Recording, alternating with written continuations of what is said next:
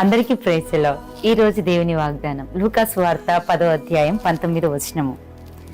శత్రు బలం అంతటి మీదను మీకు అధికారమును అనుగ్రహించి ఉన్నాను, ఏదియో మీకింత మాత్రమును హాని చేయదు.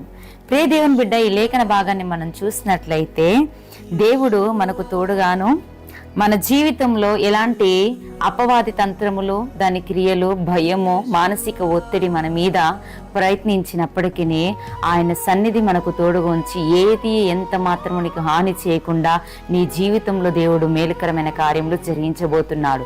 నీవు ఆయనను నమ్మి ఉన్నావు కాబట్టి ఆయన నీకు దాన్ని ఎదిరించే, అపవాదిని ఎదిరించే గొప్ప శక్తిని, అధికారం ఇవ్వబోతున్నాడు. దేని విషయంలో మీరు భయపడనక్కర్లేదు. ఆయన అధికారం ఇచ్చి ఉన్నాడు. ప్రతి దాన్ని జయించి నడవండి. దేవుడు మీ జీవితంలో గొప్ప కార్యం చేయబోతున్నాడు. ఇటు వాగ్దానం మనందరి పట్ల దేవుడు నిశ్చయంగా నెరవేర్చునుగాక. ప్రార్థన. మమ్మల్ని మిక్కిలిగా ప్రేమిస్తున్న నా ప్రియ పరలోక ప్రార్థనకు వందనాలయ్యా. మీరు ఈ దినమున మాకు అనుగ్రహించిన వాగ్దాన వాక్కులకే వందనాలు. అవును ప్రేమ, శత్రు బలమంతటి మీద అధికారం ఇచ్చిన వారు మీరు తండ్రి.